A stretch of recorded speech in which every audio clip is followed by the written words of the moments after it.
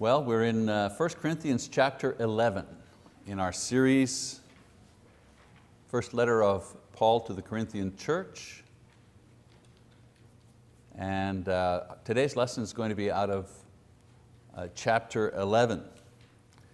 A very interesting topic here because the title of the lesson, if you wish, is Veils, Custom or Command. And I don't think anyone here has a problem with wearing veils, but it was a problem then, in those days. And what's amazing about the Bible is that the solutions that it offers to the individuals in the first century for that particular problem, the principles involved in that solution can be brought forward and applied to different types of problems today and fit quite accurately. So in chapter 11, Paul is going to address the issue of the use of veils in the church. Now the issue for the Corinthians wasn't just the idea of a proper dress code. You know, there was not like a code here. The real issue was the importance of what the wearing of the veil represented in their society at that time in the first century, and what message they were giving by their use of these veils. Now there are some places where the use of veils is still an issue today, believe it or not. If you go to church, if you attend a church in the Caribbean, you know, in the islands in the Caribbean, many of those places, the women still wear hats, not veils actually, but they wear hats or head coverings in the church, and they find that that's part of the custom of that place. As a matter of fact, when I worked in Montreal, and we had many members of the church who had emigrated from the Bahamas or Jamaica or whatever, so from the Caribbean islands, and they came to Montreal, they would still wear a hat or something, the ladies would, when they came to church. It was just something that was part of their culture there. So most of this chapter will help us learn about not necessarily veils, but it will help us learn about the proper way to discern between what is custom or culture and what is command, what is divinely ordained. And that was where the problem entered into. Now maybe we need a little bit of background about veils, about what was going on at that time.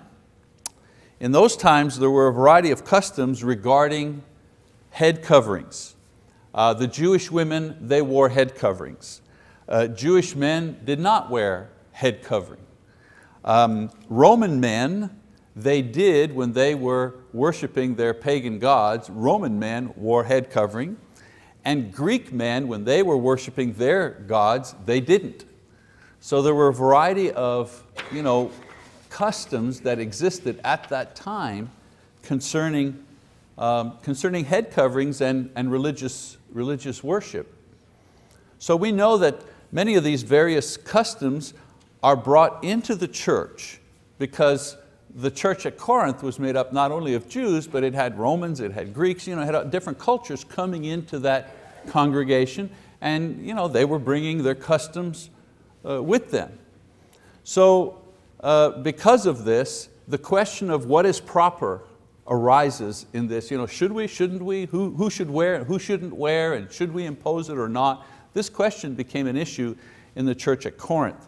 So in the following verses, Paul responds to questions about this issue by stating that the solution to these disagreements is found in Christian orderliness. In Christian orderliness. And his argument will be that Christian worship is orderly and it should be guided by the natural order that is already inherent in creation. And his argument is there's an order in creation, and whatever we do as far as custom is concerned should follow the order that's in creation. So I'll try to explain that idea to you. So let's go to 1 Corinthians chapter 11. If you're not there, open up and we'll begin reading. chapter 11, verse 1, he says, "Be imitators of me, just as I also am of Christ." Actually, that particular verse there belongs to chapter 10. In those days when these were first written, there were no chapters, there were no verses, things like that. It was just all one document. And the way that they did it in the Bible sometimes was a little arbitrary, where they put the chapter breaks and so on and so forth. So verse 1 of chapter 10 belongs to, verse 1 of chapter 11 belongs back in chapter 10. And actually what it is it's a summary statement of what he has said about freedom and the responsibility of freedom. And his point there is that the brethren should follow his lead in this. Do what I do, he says. Imitate me as I imitate Christ. Now he's going to open a new subject, verses 2 and 3 of chapter 11. He says, now. So that word now means, okay, we're switching subjects. Now, I praise you because you remember me in everything and hold firmly to the traditions just as I delivered them to you. But I want you to understand that Christ is the head of every man, and the man is the head of the woman, and God is the head of Christ. So he begins to deal with the subject of veils here. And he starts by praising them for their perseverance in his teaching and his examples. We've had 10 chapters here already of teaching and exhortation, sometimes rebuke. So he says to them, I praise you for your perseverance in following and listening to my teachings and so on and so forth. And it's a compliment he gives them to establish a point where he's going to add more teaching with the hope that they'll respond in similar fashion. You've listened to what I've said before, you've responded positively to what I've said before, so now I'm going to add more teaching, and I hope that you'll respond in the same way to what I'm going to say now. So this teaching has to do with relationships, what he's going to tell them. He says, a woman is in subjection to her husband. In other words, she's in subjection to his leadership. However, his leadership is modified because of his own subordination to Christ. And even Jesus voluntarily submitted his life to God when he was in human form. So the point here is that there is an order, a divinely established order between woman and man and Christ and God. And in between the lines he's saying even Christ, when he became a man, had a position that he had to fulfill. He only spoke the things that the Father gave him to speak. He only did the miracles that the Father gave him to do. He only did those things that the Father gave him to do. He was in subjection to the Father while he was carrying out his mission here on earth. So this divine model, he says, is the pattern which he will use to solve the disorder in the church created by the issue of veils. So he starts right off by saying there's an order of things.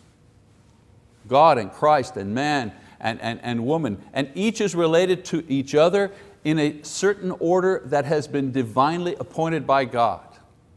And we're going to use this order to solve this particular problem. So let's go in verse 4. And he says, every man who has something on his head while praying or prophesying disgraces his head. Now, the veil at that time was a sign of submission to another person in the thinking of that culture. Now that can be brought to an extreme, right? Today, in the last 10 years or so, we certainly have had a lot of exposure to the wearing of veils by women. The burqa, for example, the complete body covering with just a little mesh for the eyes. That's the abuse of that idea. That's extreme abuse. That's forced on an individual. In those days, the veils that they wore were not, they were covering of the head. It was just the covering of the head. And the society at that time agreed to what that covering meant. It meant that person was in subjection to her husband. Now, a Christian man, therefore, Paul says, was not to pray with his head covered because it would disgrace or it would dishonor his head. His head was Jesus. And the point is, or the reason for this, was that only Christ was head over man in worship. No other man, no other institution. So if a man wore a veil, it would mean he's in subjection to another man or an institution. And so Paul is saying, look, man is in subjection to Christ. He gives him his freedom. So in order to demonstrate, he doesn't wear the veil. He doesn't wear a head covering. His uncovered head signified the fact that he was under Christ and not under any man. You know, Jesus said, call no man rabbi, call no man your father. No man is over you, only Christ is over you. All right, let's keep reading his thought process here. He says, but every woman who has her head uncovered while praying or prophesying disgraces her head, for she is one and the same with her whose head is shaved. For if a woman does not cover her head, let her also have her hair cut off. But if it is disgraceful for a woman to have her hair cut off or her head shaved, let her cover her head. Now if you read this and you're not like, you don't understand the background, this could be awfully upsetting. A Christian woman, however, remember in that context, that culture, a Christian woman, however, who prayed with her head uncovered dishonors her head, which is her husband. You know, it's not exactly the same, but it's like a woman who removes her wedding ring. You know, two people are, you know, husband and wife, and all of it, and they're fussing with each other, having an argument or something, and she just takes off her wedding ring. She goes out without her wedding ring. That's a kind of a silent thing, silent saying, I'm not with you. I don't respect what we have together today. Or vice versa, if a man takes off his wedding ring, it's the same thing. You know, that symbolic, the removal of that symbol signifies a break, or signifies some sort of break in that relationship. Well, if you allow me to carry that analogy, it was the same idea. A woman who removed her veil was also removing the image, the projection that she was married, that she was in subjection to her husband or her father if she was single. So Paul is saying that's a disgraceful thing. Now in Paul's day, it meant that she repudiated her husband and his leadership. Now to do this, he says, was shocking in those days. I mean, being unveiled in public, this not at home, but in public, that was a shocking thing. And Paul compares it to being completely shaved, which was a sign of prostitution or chastity. The prostitutes in those days would shave their heads. So he's making a comparison. He's saying to take off the veil in public is a disgrace in that culture. You might as well, he says, you might as well shave your head because people are going to think that you're an unholy woman. Now at this point we enter into the discussion about whether or not women should lead prayer in worship. Because it says whenever a woman is praying or prophesying, there are a lot of groups, a lot of churches talk about, well, this proves right here that women should, Sunday morning get up, lead prayer, and so on and so forth, women's role in the church. And I'm going to touch on that, but let's continue with the idea of veils here, and then we'll come back to that subject in a minute, okay? So what is Paul saying to these people in the first century about veils? Well, number one, he's saying there exists a natural order which has been divinely appointed in creation. God and Christ and man and woman. Secondly, he's saying what we do in our worship of God ought to reflect that natural order to be considered decent and proper. Okay? If you violate the natural order with your customs, then you're not worshiping in a decent and orderly way. And then the third thing he says, in practical terms then, men should pray without head covering to reflect their headship, who is Jesus. He says women ought to pray with their heads covered in order to reflect their headship, which would be their husbands or fathers, as I mentioned, for single women. This would be the orderly thing to do. All right, so let's go back. He doesn't talk about women's role in the church. He talks about that a little further on, but that's not subject of our lesson today. But let's touch on that for a moment. With regards to women praying and prophesying, note that he doesn't say leading in prayer or teaching, because in other places, 1 Timothy for example, he says, I don't permit a woman to teach a man. Well, does that mean no woman can ever teach a man? Well, of course not. He's always referring to when the church comes together. Remember we talked about that before? When the church comes together as the church, okay, when we come together in that particular body to worship God and so on and so forth, there are certain rules of conduct within that context. And within that context, he says, he does not permit the women to teach the men or to take leadership position such as elders, for example, or ministers. That role has been divinely appointed to men.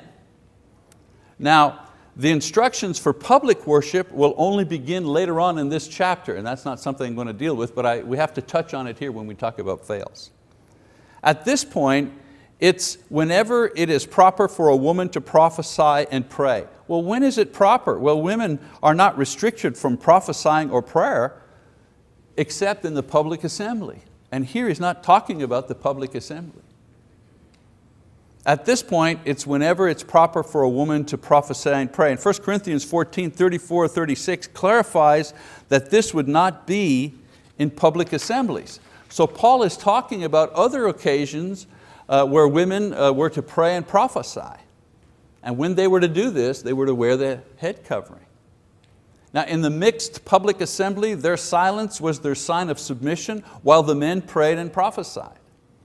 At home or at women's gatherings and so on and so forth, where they could prophesy or pray, they were to wear the head covering to signify their submission and their respect to their husbands. And we know that women got together to pray, right? Lydia, they had the prayer meeting.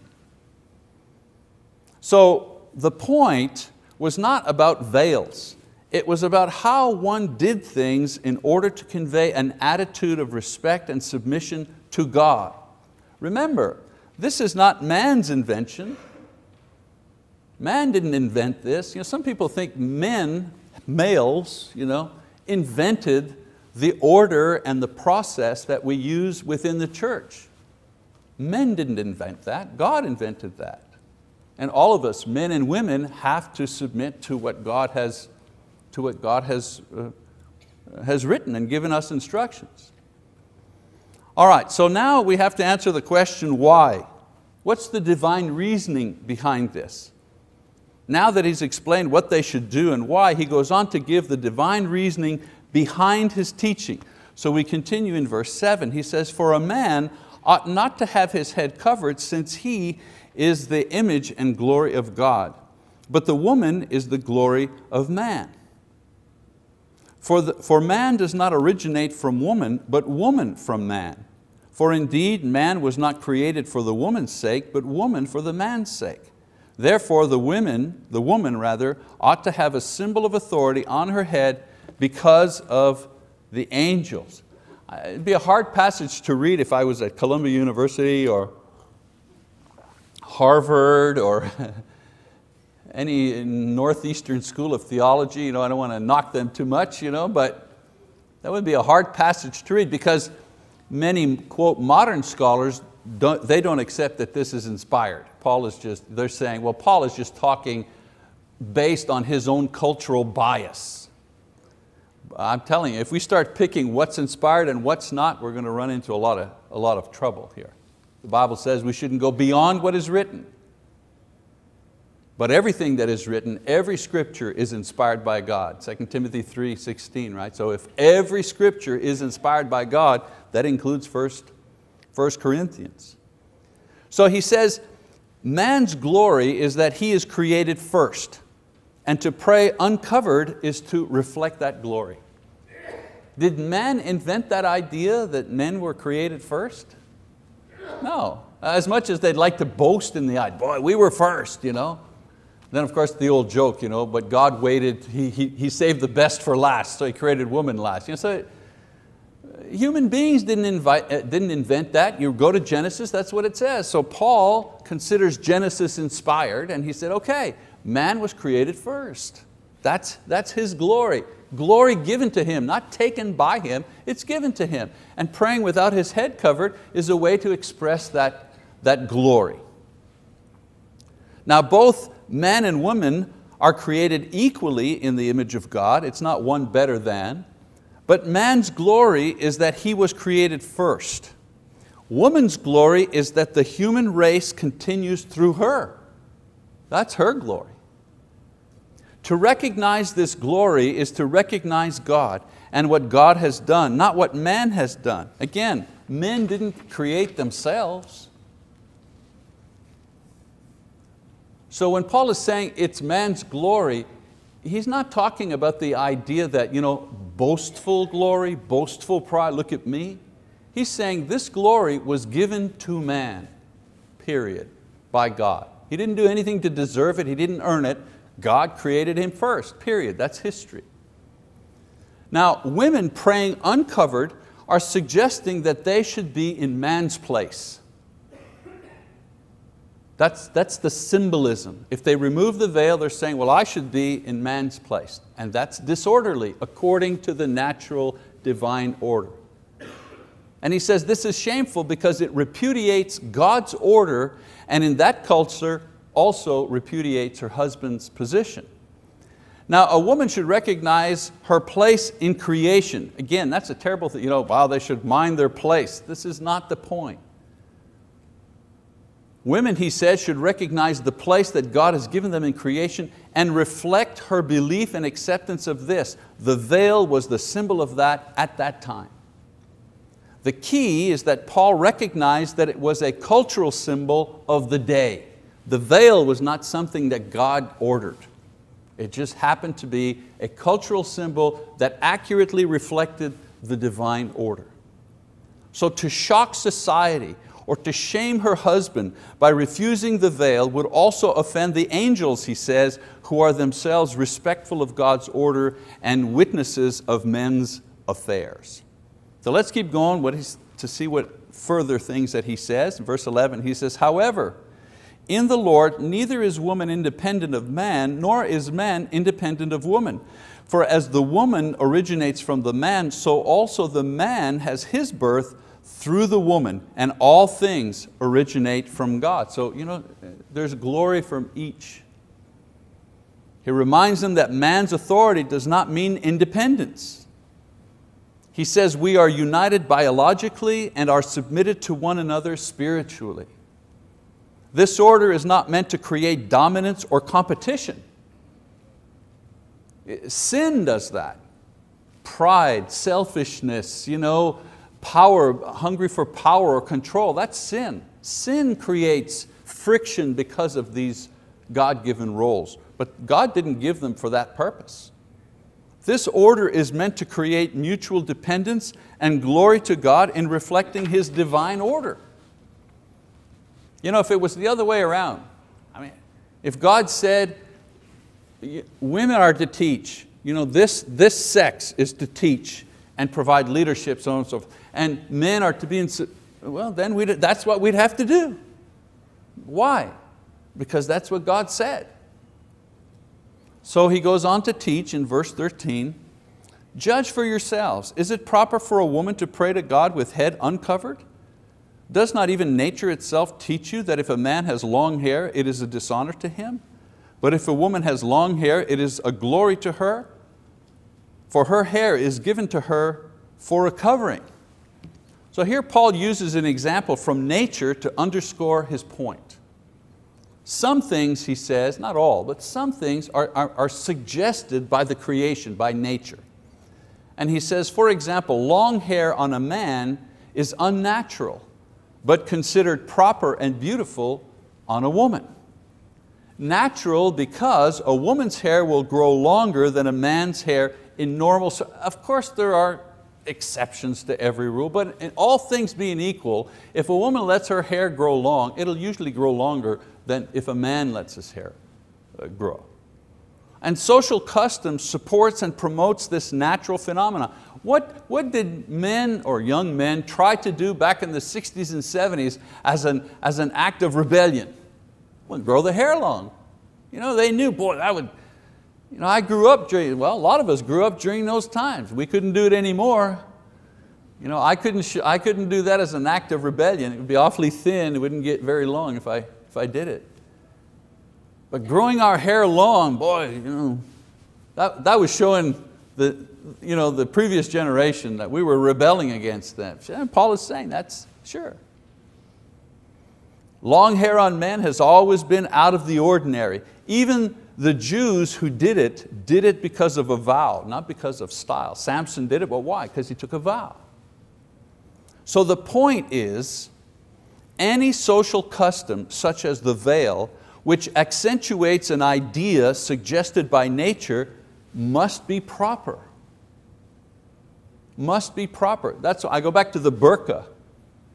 To force a woman to completely cover herself and not show any identity, that does not reflect anything in nature.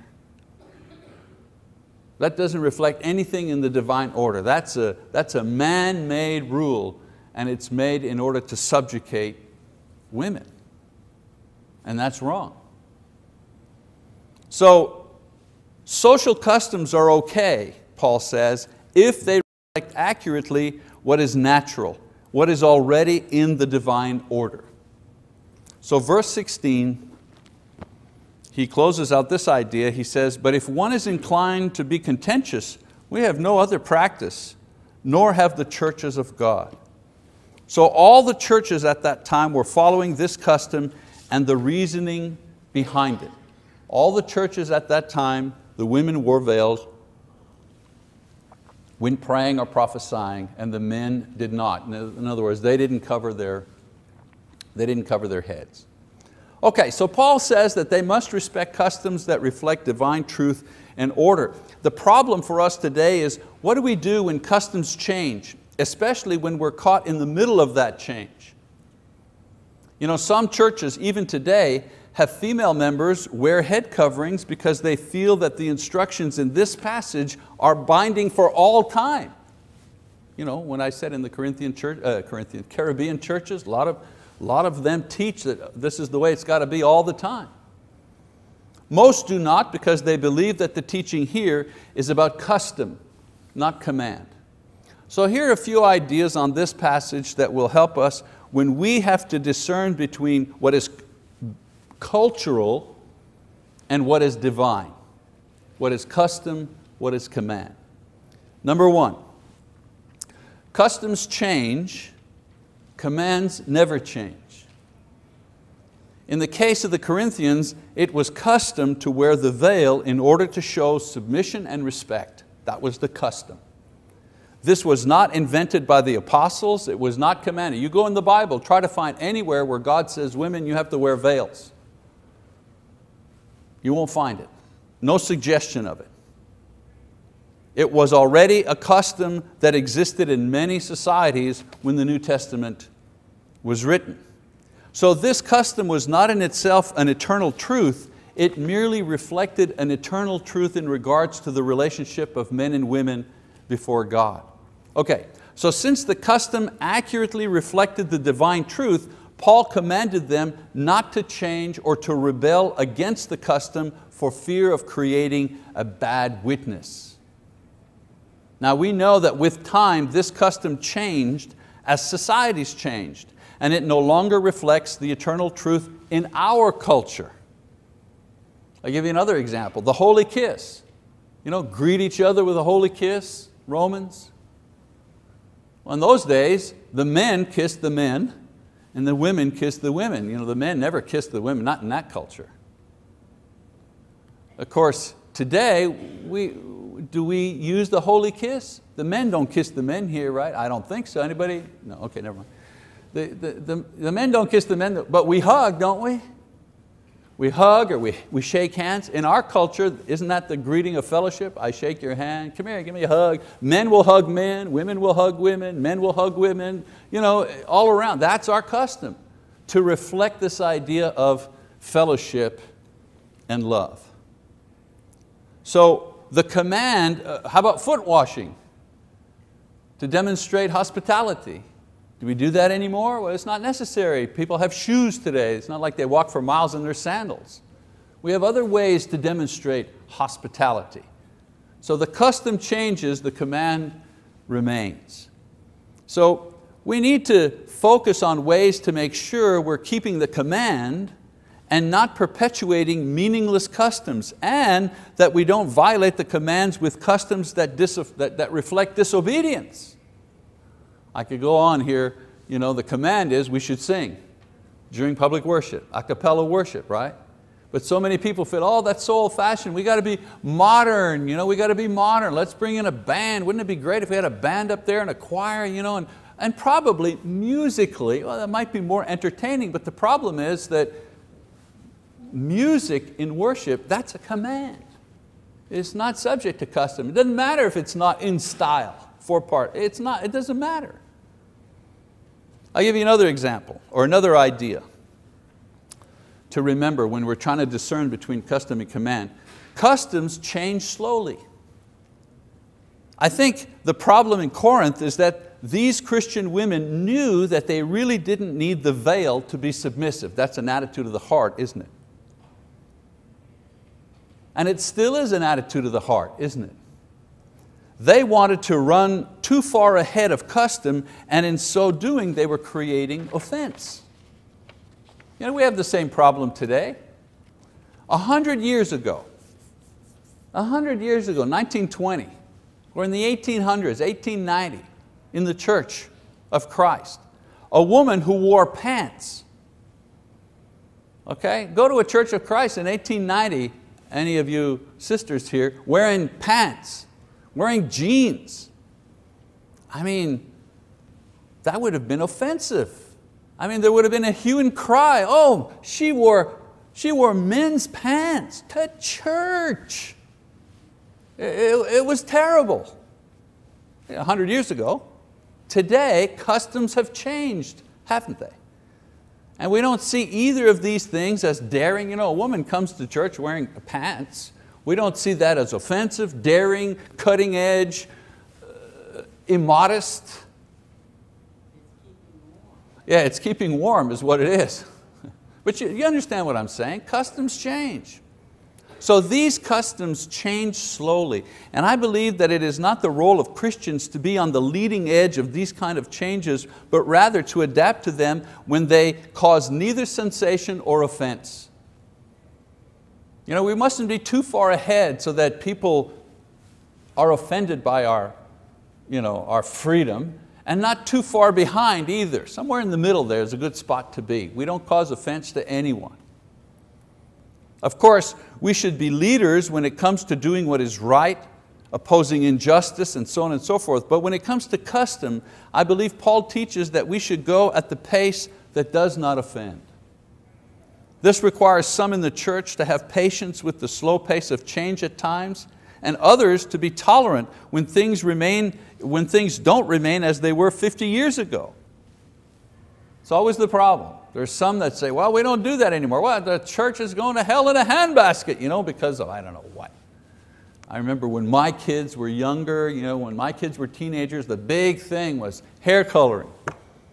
The boys wanted to color their hair blonde or black. If they were red, they wanted to be blonde. If they were blonde, they wanted to be green or something. That was the big, it wasn't about long hair, it was just about different color hair. And I remember preaching here back in the 90s, and I'd look out in the audience and I'd see green, pink. I still have pictures of my daughter with her hair color. I use that as blackmail now, but. Custom. And the rule in our house was you can color your hair if you want, that's what you want to do. Any color known to man. So if your hair is red and you want to be a blonde, fine. If you want to be a brunette, that's good too. But you can't be pink. Why? We used to have that discussion. We'd look at this chap here because that's way too far ahead. That will cause offense. People are saying, well, wow, what kind of rebellion is going on in that household? And I remember it was always hard for them to take, but they managed it. Today, they look back on those times and laugh. So this idea of being not too far ahead, not too far behind, this requires some in the church to have patience, as I said, with the slow pace of change at times. We want it to go faster. And then others have to be tolerant of change because they don't want any change whatsoever. So Paul encourages the Corinthians to submit to these customs which reflect God's eternal truth as a way of honoring God and maintaining order in the church. And we do well to do the same while experiencing and exercising patience and love towards one another as we experience changes that are inevitable in every generation. We don't want to get ahead of the changes, but at the same time, we don't want to cling to meaningless customs and attitudes that only hinder the growth of the body. I remember back in the early 90s, we started using PowerPoint and electronic media here for the classes, and there were some people that were aghast. Wow, you're bringing in machinery into the sanctuary? And I remember there was like a debate there, right? There was a debate. Some brethren in other churches were writing us up because, man, that Choctaw church has gone liberal. Because we were using overheads in the auditorium and we'd show a film sometime, a little clip or something as a teaching aid. Today, we think nothing of it, do we? So customs, the key is always, is this just a custom that we're changing to adapt? Or is this a command, a divine command? The commands we mustn't change. Now, one custom that remains accurately tied to divine truth is I'll give you another one, is the invitation. In every generation there are those who sin and need God's forgiveness, Romans 3:23. And in every generation God commands us to call out these people with the offer of God's forgiveness, Mark 16. Acts chapter 2. The style has changed, but the custom of asking and encouraging repentant believers to come to be baptized has continued on since Pentecost to this very day.